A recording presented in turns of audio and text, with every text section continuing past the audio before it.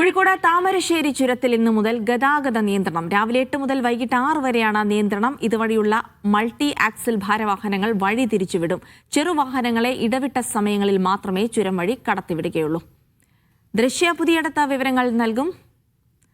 ദൃശ്യ, എന്താണിപ്പോൾ ഈ പുതിയ നിയന്ത്രണങ്ങൾക്ക് കാരണം?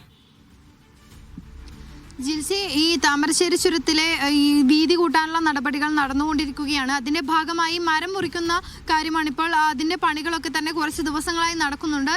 അതുകൊണ്ട് തന്നെ ഈ മരങ്ങൾ മുറിച്ചു മാറ്റിയ മരങ്ങൾ ലോഡ് ചെയ്ത് അവിടെ നിന്ന് മാറ്റുന്നതിന്റെ ഭാഗമായാണ് ഇപ്പോൾ അവിടെ ഗതാഗത നിയന്ത്രണം ഏർപ്പെടുത്തിയിട്ടുള്ളത്.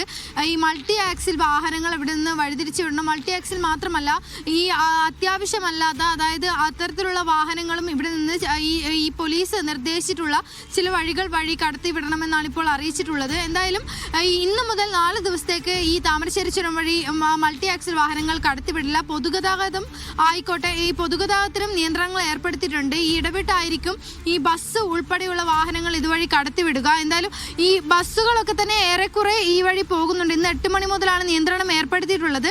ഈ ബസ്സുകളൊക്കെ പോകുന്നുണ്ടെങ്കിൽ പോലും അതും ഈ പറയുന്നത് പോലെ ഈ നിയന്ത്രിച്ചാണ് ഇതുവഴി കടത്തിവിടുന്നത്. ഇടവിട്ട സമയങ്ങളാണ് കടത്തിവിടുന്നത്. അതുകൊണ്ട് തന്നെ ഈ അത്യാവശ്യമായി പോകേണ്ട ആളുകളൊക്കെ തന്നെ ഇതിന് ഈ അനുസരിച്ച് സമയം ക്രമീകരിച്ച് പോകണമെന്നൊക്കെ കഴിഞ്ഞ ദിവസം മുതൽ തന്നെ പോലീസിന്റെ ഭാഗത്ത് നിന്ന് നിർദ്ദേശമുണ്ടായിരുന്നു.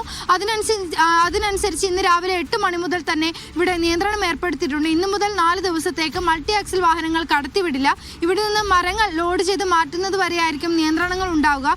അതിനുശേഷം ഈ റോഡ് ചുരം വീതി കൂട്ടാനുള്ള നടപടികളിലേക്കായിരിക്കും അടുത്തത് കടക്കുക. ജിൽസി, ശരി, എന്തായാലും താമരശ്ശേരി ചുരം വീതി കൂട്ടാനുള്ള ശ്രമങ്ങൾ നടക്കുന്നത് കൊണ്ട് തന്നെയാണ് മൾട്ടി ആക്സിൽ വാഹനങ്ങൾക്ക് അവിടെ നിയന്ത്രണങ്ങൾ. അപ്പം ചെറുവാഹനങ്ങൾ ഇടവിട്ട് മാത്രമേ കടത്തിവിടുകയുള്ളൂ. അപ്പോൾ ഇതുവഴി യാത്ര പോകുന്ന ആളുകൾ ശ്രദ്ധിക്കുക. വെറുതെ ചുരം കയറി ഒരു ചായ കുടിക്കാൻ പോകുന്ന ആളുകളൊക്കെ പ്രത്യേകം ശ്രദ്ധിക്കുക എന്നോട് പറയട്ടെ.